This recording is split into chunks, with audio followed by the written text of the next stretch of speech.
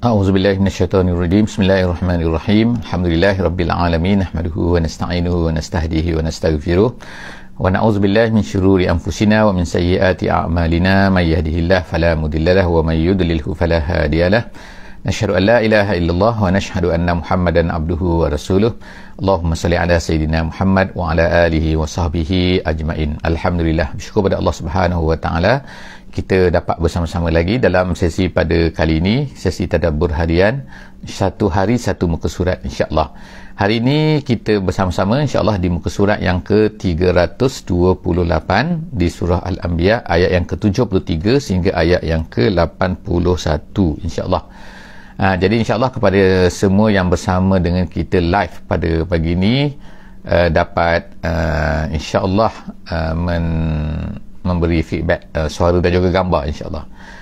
Yang keduanya kepada sesiapa yang bersama, sama ada rakaman ataupun live pada pagi ini, dapat bersama-sama jika dapat, jika sesuai untuk membuka mushaf. Insya-Allah kita sama-sama akan melihat muka surat yang ke-328 insya-Allah. A'udzubillahi minasyaitonirrajim. Bismillahirrahmanirrahim. وَجَعَلْنَاهُمْ أَئِمَّةً يَهْدُونَ بِأَمْرِنَا وَأَوْحَيْنَا إِلَيْهِمْ فِعْلَ الْخَيْرَاتِ وَإِقَامَ الصَّلَاةِ وَإِيتَاءَ الزَّكَاةِ وَكَانُوا لَنَا عَابِدِينَ. Sadaqallahul Azim.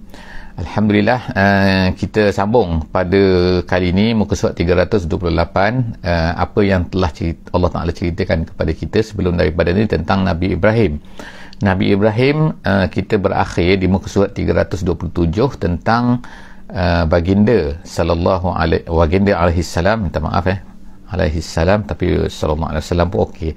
Alaihi salam, baginda Nabi Ibrahim alaihi salam telah berhijrah setelah daripada diperintahkan untuk dibakar oleh kaum dia. Apabila kaum dia melawan Nabi Ibrahim, Nabi Ibrahim tegur mereka kenapa sembah patung dan sebagainya, telah dipecahkan berhala, kemudian tak boleh lawan akhirnya.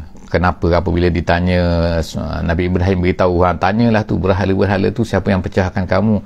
Jadi akhirnya apabila mereka ni dah berlawan hujah dengan Nabi Ibrahim alaihi salam tak dapat, akhirnya mereka pun memerintahkan, mereka sama-sama berpakat untuk membunuh Nabi Ibrahim tu dengan cara membakar. Tapi kita baca sebelum daripada ni bahawa Allah Subhanahu wa taala perintahkan kepada api supaya kuni bardan wa salaman ala Ibrahim.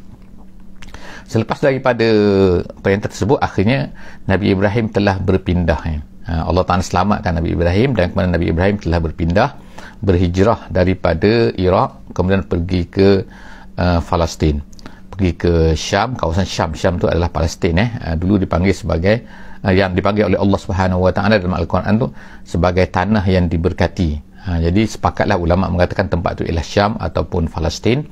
Tempatnya di mana, sama ada Hebron ke, Khalil ke, ataupun tempat tu di Nablus ke, wallahu a'lam bishawab, tidak disebutkan, walaupun disebutkan di dalam kitab-kitab lain, buku-buku lain, sama ada Bible ke, sama ada Taurat, yang of course telah diselewengkan kitab-kitab itu.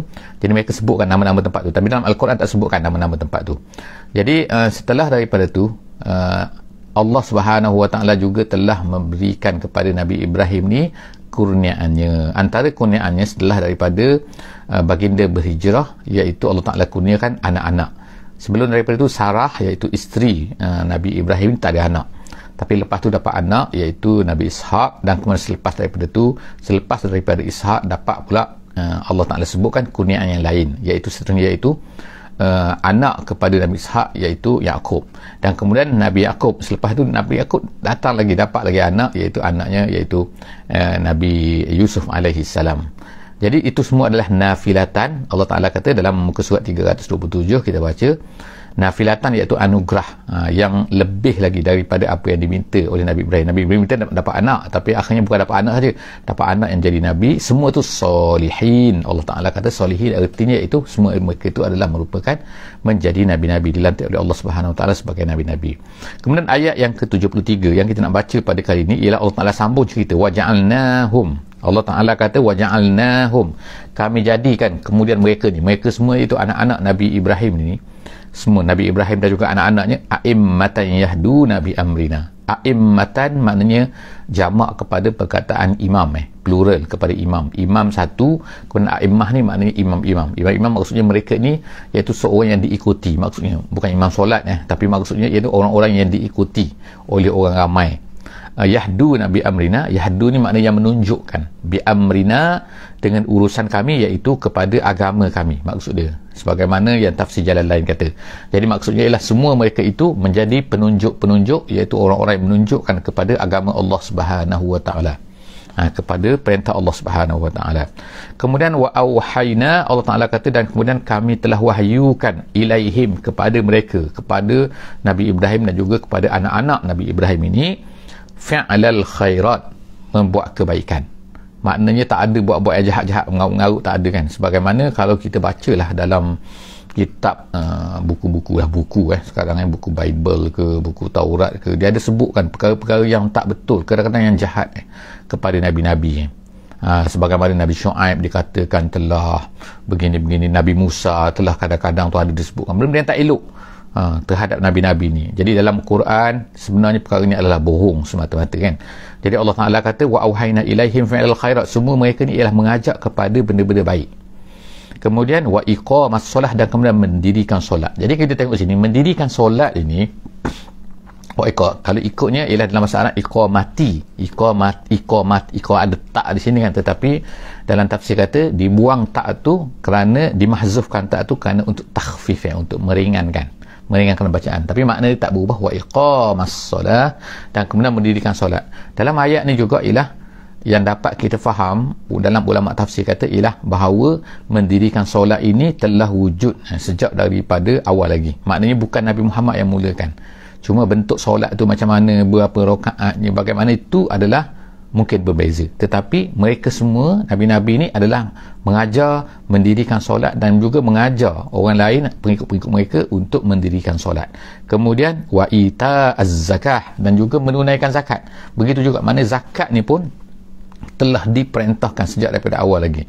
Jadi dua perkara, iaitu diri kita ni, iqamas solat, maknanya kita ni sendirilah kenalah melaksanakan solat ni kerana dia adalah hubungan kita dengan Allah. Dan kemudian ita'iz zakah, iaitu kita menunaikan zakat, iaitu membayar dalam bentuknya bagaimana, berapa persen ke dan sebagainya, itu adalah mungkin berbeza, tetapi yang pastinya ialah semua mereka ni sejak daripada mula lagi dah bayar zakat, dah kan ada zakat dia. Zakat tu maknanya sebab pembersihan, iaitu seseorang tu berpisah daripada harta, dia cari harta, dia kumpul harta, dia susah-susah cari harta, tiba-tiba kemudian Allah Ta'ala nak minta kepada mereka, hendak tak kamu ni mampu tak kamu, sanggup tak kamu berpisah daripada sebahagian kecil saja daripada harta yang telah Allah Ta'ala kurniakan kepada kamu. Kalau kamu rasa bahawa harta ni adalah merupakan pemberian Allah, maka kamu hendaklah sanggup untuk berpisah dengan sebahagian kecil daripada harta kamu tu. Itu makna zakat ni. Jadi maknanya perkara ni dah dulu lagi, wa kanu lana abidin. Allah Ta'ala kata, dan mereka semua tu,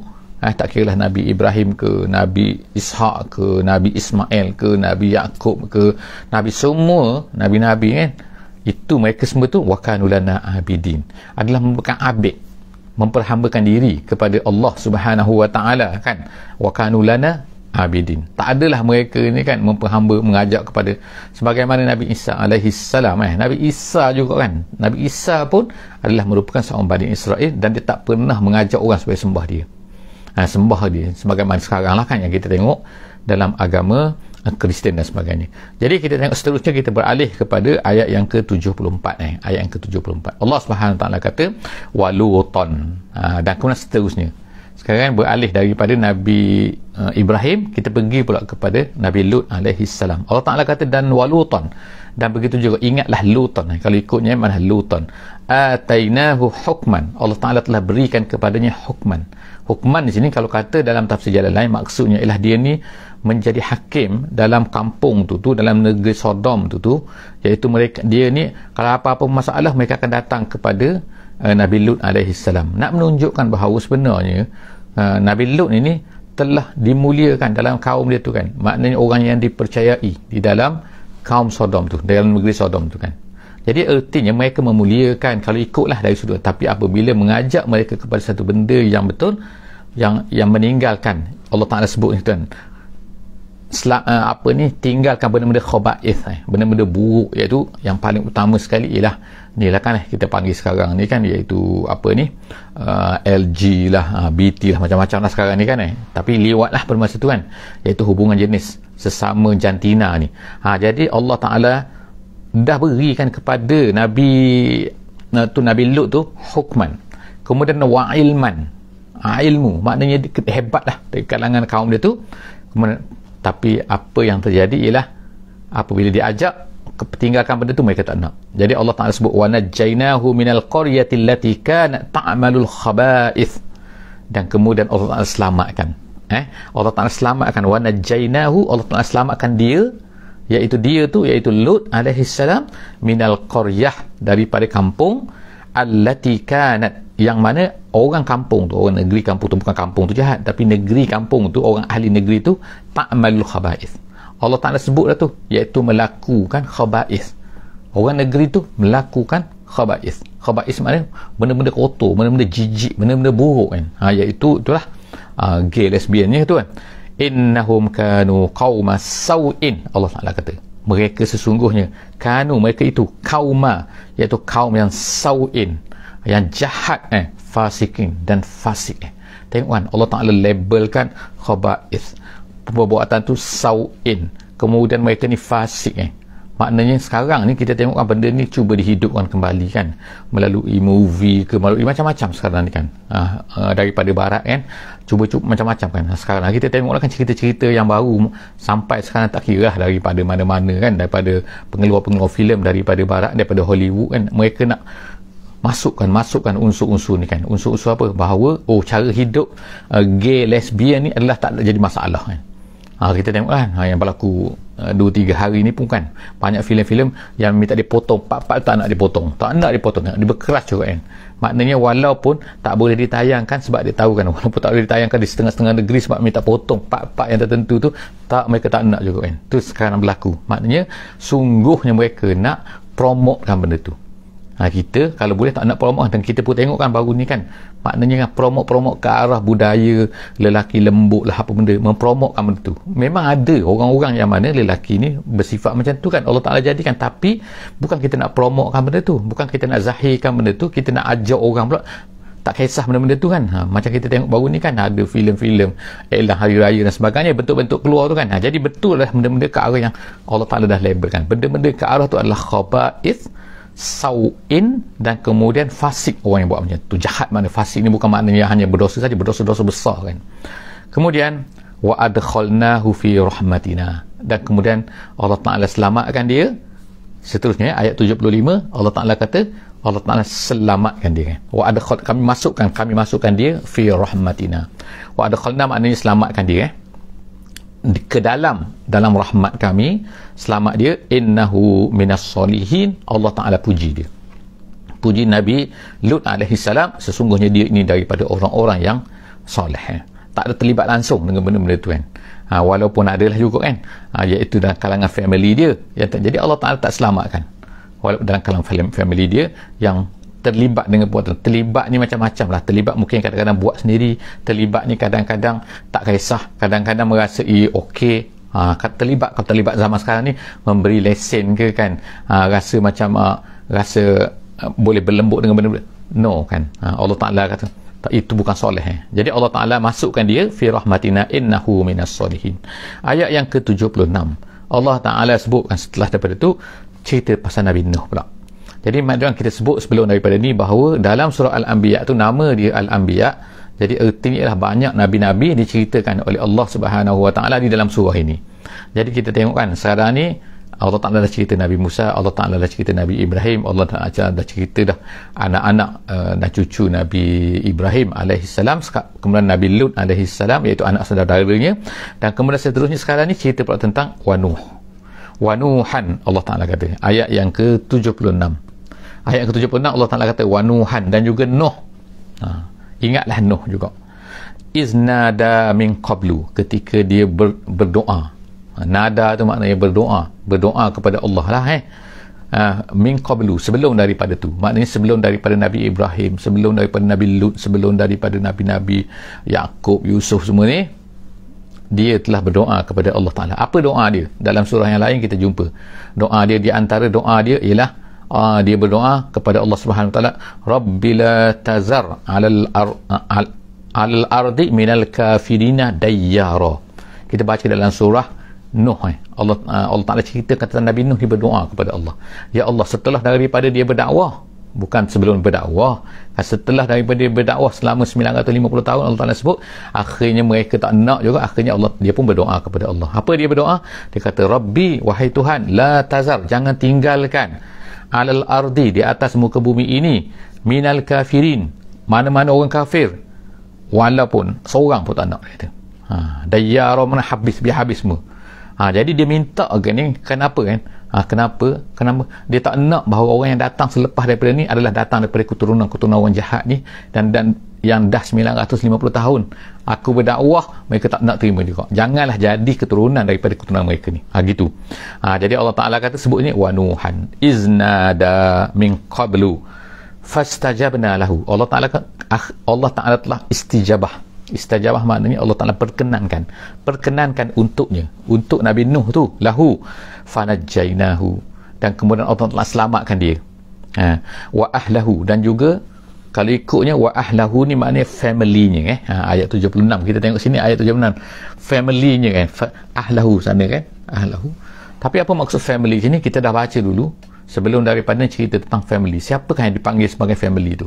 Majoriti ulama mengatakan bahawa maksud family sini bukan maknanya family dari segi darah daging saja, bukan makna dari segi biologi saja kan, tetapi kalau makna DNA, ini family dia, ini family dia. Tapi maksud family di sini ialah orang-orang yang mengikutnya.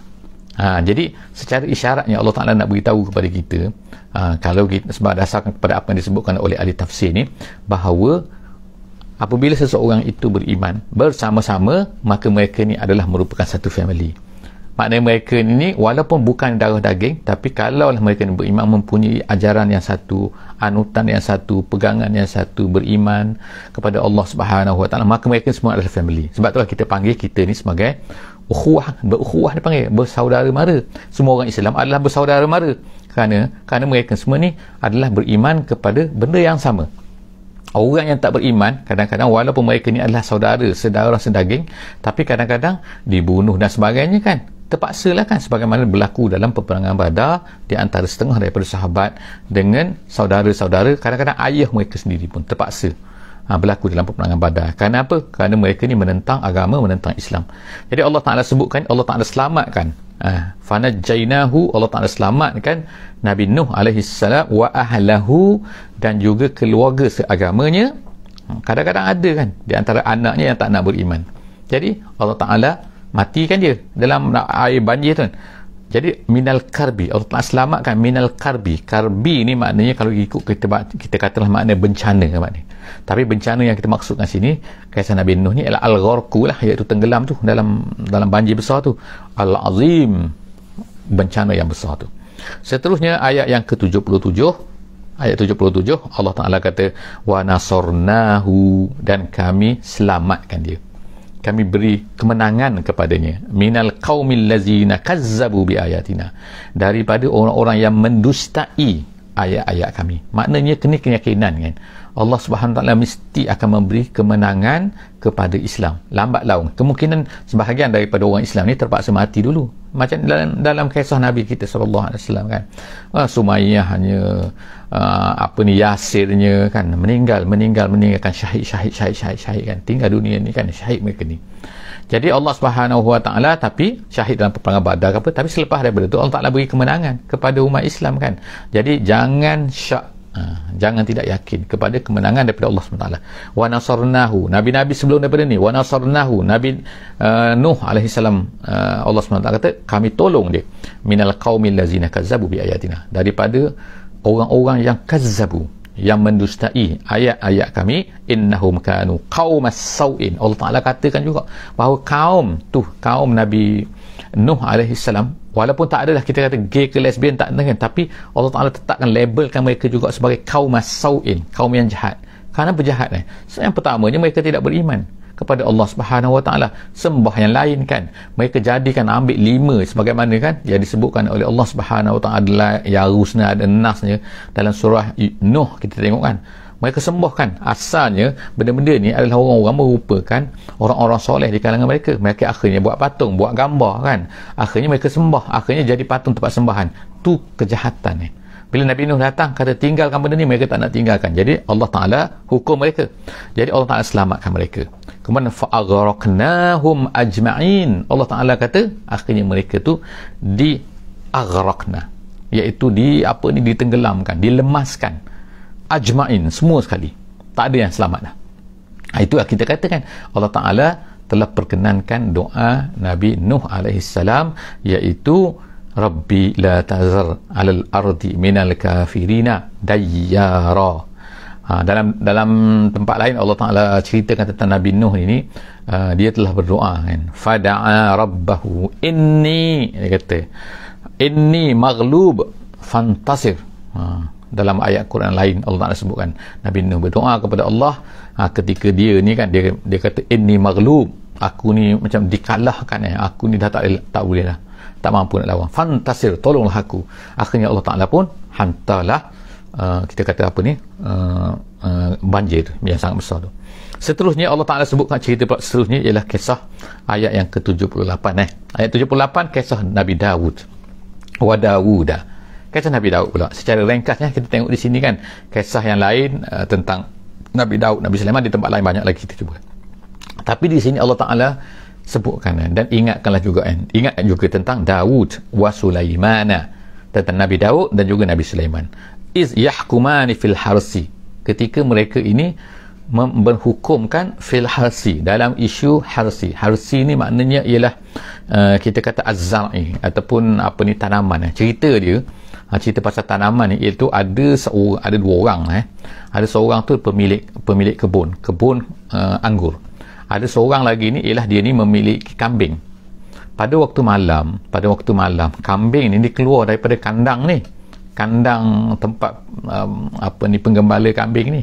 Dia keluar, dia pergi makan ni dan merosakkan lah kita kata pokok-pokok anggur yang dimiliki oleh peladang anggur ni. Jadi akhirnya mereka ni bila esok tu, jadi akhirnya mereka pun pergilah berdua ni berjumpa dengan Nabi Daud. Mula-mulanya jumpa dengan Nabi Daud.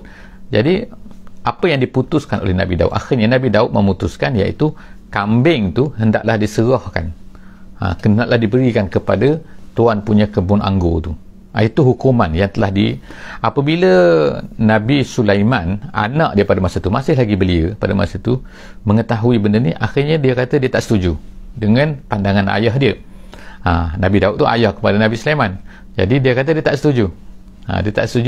Dia kata cadangan dia ialah apa? Cadangan dia, hukuman yang patut diberikan ialah kambing tu hendaklah diserahkan kepada tuan punya kebun kurma tu hanya sementara waktu saja. Iaitu sementara waktu bila? Iaitu selama mana diminta kepada tuan punya kambing tu untuk membaiki kebun tu sehingga kembali seperti asal. Tak kira lah beli macam kalau benda merosakkan apa benda, dia kena baiki kan. Jadi dalam masa tersebut, tuan punya kebun kurma, kebun anggur tadi tu boleh mengambil manfaat daripada kambing tu. Mengambil manfaat tu bukan sembelih maksudnya, tapi boleh guna susu ke, boleh ambil apa-apalah manfaat kan daripada kambing tu. Itu cara dia yang diputuskan, yang difikirkan oleh Nabi Sulaiman. Jadi kita ada dua, satunya pandangan yang diputuskan oleh Nabi Daud, tapi Nabi Sulaiman tak setuju. Kisah dia ialah sebab kambing tadi tu keluar pada waktu malam pergi makan tu. Jadi Allah Ta'ala sebut sini kan, iaitu ketika yahkumani fil harti, ketika mereka ni berhukum kan dalam masalah tanaman tadi tu, tanaman anggur tu, iz nafashat fihi ghanamul qaum. Ketika nafashat ni maknanya, nafashat ni maksudnya ialah kambing yang pergi makan tanaman pada waktu malam. Fi ghanamil qaum, iaitu menghukumkan dalam masalah ghanamil qaum, kambing satu kumpulan, satu orang tu telah merosakkan pergi makan kebun seseorang tu. Wa kunna li hukmihim syahidin. Allah Ta'ala kata kami tahu semua apa yang berlaku tu kan, keputusan yang telah dihukumkan gini tu. Allah Ta'ala kata wa kunna, dan kami li hukmihim, terhadap hukuman mereka semua tu syahidin, tahu maknanya.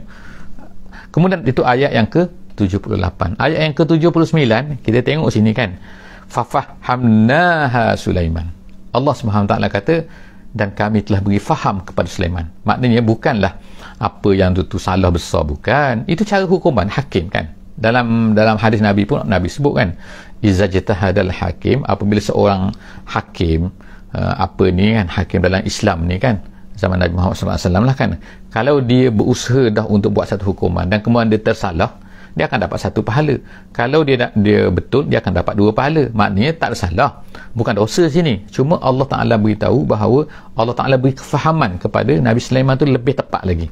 Fafahamnaha Sulaiman. Dalam isu ni Allah Ta'ala beri kefahaman yang lebih kepada Nabi Sulaiman. Wa kullan atana. Tu Allah Ta'ala kata, Allah Ta'ala tak cela Nabi Daud ni kan, ayah dia ni kan. Tengok Allah Ta'ala kata wa kullan, semua tu mereka berdua tu ataina hukman wa ilma. Kedua-duanya Allah Ta'ala berikan kepada mereka hukman. Hukman sini maksudnya an-nubuwah, kenabian, dan juga ilman. Ilman tu maknanya umur din, perkara-perkara agama, ilmu dalam tentang urusan-urusan agama mereka tahu. Jadi wasakharna ma'a Daud, kemudian Allah Ta'ala puji Nabi Daud. Allah Ta'ala kata kami tundukkan, wasakharna ma'a Daud, bersama dengan Daud. Nabi Daud ni apa ni, al-jibal, Allah Ta'ala tundukkan bukit, yusabbihna wat-tayra, iaitu bertasbih bersama-sama. Jadi Nabi Daud ni dia bertasbih, bukit pun bertasbih bersama-sama dengan Nabi Daud, dan kemudian wat-tayra, dan juga burung. Makna burung pun macam tu juga kan, semua tu bertasbih bersama-sama dengan Nabi Daud. Allah Ta'ala kata wa kunna fa'ilin, kami boleh buat apa yang kami nak. Maknanya kan, apa masalahnya kan burung kalau kita kata bertasbih bersama Nabi Daud, apa masalahnya? Allah Ta'ala boleh buat benda ni kan. Jadi suara Nabi Daud ni suara Nabi Daud ni Allah Ta'ala beri memang cantik, memang sedap kan. Sebagaimana ada satu kisah, Nabi SAW pernah dengar Abu Musa Asy'ari dia mengaji Quran dan sedap kan. Dan kemudian Nabi SAW kata kepada Abu Musa Asy'ari, dia kata laqad utiya haza, Nabi kata telah diberikan dia ni, iaitu Abu Musa Asy'ari ni, mazamir ala Daud, dia telah diberikan seruling bukan makna seruling tapi makna suara yang indah, keluarga Daud, Nabi Daud. Jadi Allah Ta'ala pujilah kan. Jadi seterusnya kata wa'allamnaha, dan kemudian Allah Ta'ala ajarkan kepada Nabi Daud ini. Allamna, insyaAllah kan 80 kan, insyaAllah 80. Wa'allamna, kemudian Allah Ta'ala ajar, ni puji lagi tentang Nabi Daud ni. Allah Ta'ala telah ajar Nabi Daud tu, apa dia? Son'ata labusin. Son'ata ni maknanya industri, pandai maknanya, membuat apa? Labus ni maknanya lah baju besi, baju besi kan. Sebab sebelum daripada Nabi Daud ni, orang gunakan besi ni, seketul jadi berat lah, letak seketul sini, letak seketul belakang. Tapi akhirnya Nabi Daud ini Allah Ta'ala ajar dia buat baju besi, iaitu yang rantai-rantai tu kan. Maknanya bila rantai-rantai dia ringan lah, dan dia boleh bergerak dengan mudah. Itu nama dia labus. Lakum, untuk kamu, Allah Ta'ala kata, Allah Ta'ala sebut tu lituhsinakum min ba'sikum, untuk menjaga kamu min ba'sikum, semasa dalam peperangan. Ba'si itu makna benda-benda yang kasar, yang tak disukai kan. Maknanya peperangan maksudnya, iaitu untuk menjaga kamu dalam peperangan. Jadi akhirnya manusia pun pandailah buat baju besi. Jadi yang pertama sekali buat baju besi macam tu ialah Nabi Daud. Allah Ta'ala ajar. Siapa yang ajar? Allah Ta'ala ajar. Bukan dia ni pandai sendiri. Wa'allamna. Tengok kan, maknanya Allah Ta'ala sebut kan, allamnahu, Allah Ta'ala yang ajar. Kita pun macam tu juga. Kalau orang pandai, kita tak boleh sombong kan. Kita rasa aku yang pandai, aku pandai. Tapi sebenarnya Allah Ta'ala ajar kita tu. Nabi-Nabi ni macam tu. Allah Ta'ala kata, kemudian fahal antum syakirun, kenapa kamu ni tak bersyukur? Soalan ni adalah soalan kepada fahal antum syakirun ni, kepada orang Quraisy ni, orang zaman sekarang ni, orang yang baca Quran zaman kita hadap ni kan. Kalau zaman Nabi tu orang Quraisy ni, kenapa kamu tak nak bersyukur? Sedangkan Allah Ta'ala ajar macam-macam dah kepada kita. Sekarang kan Allah hantar COVID nak uji kita kan, COVID-19. Kemudian Allah Ta'ala berilah kan macam-macam kan ilmu, manusia boleh buat ni, vaksin lah macam-macam kan. Semua tu adalah daripada Allah Subhanahu Wa Ta'ala. Allah Ta'ala yang ajar tu kan, yang mengajar manusia. Wali Sulaiman, kemudian Allah Ta'ala puji pula tentang Sulaiman. Apa Allah Ta'ala beri kepada Sulaiman selepas daripada Nabi Daud kan Nabi Sulaiman? Wali Sulaimana ar-rih, angin pula tu, sifatan yang bertiup kuat Tapi ada kadang-kadang bertiup kuat, kadang-kadang asifah, kadang-kadang dalam ayat lain disebut bahawa bertiup perlahan-lahan. Jadi ikut tajri bi amrihi, yang mana angin tu boleh bertiup mengikut arahan dia. Dia nak laju-laju, dia nak kuat-kuat kan, dia nak ribut-ribut. Tengok kan Allah Ta'ala berikan kepada Nabi Sulaiman kehebatan tu. Ilal ardi, dia boleh berjalan, nak pergi ke mana? Ilal ardi allati barakna fiha. Angin tu nak pergi ke mana? Ke negeri yang kami barakna fiha, iaitu negeri Syam. Jadi ulama tafsir kata yang kuatnya ialah allati barakna fiha, tu maksudnya ialah negeri Syam, iaitu maksudnya ialah kawasan Syam tu kawasan Palestin dan sebagainya.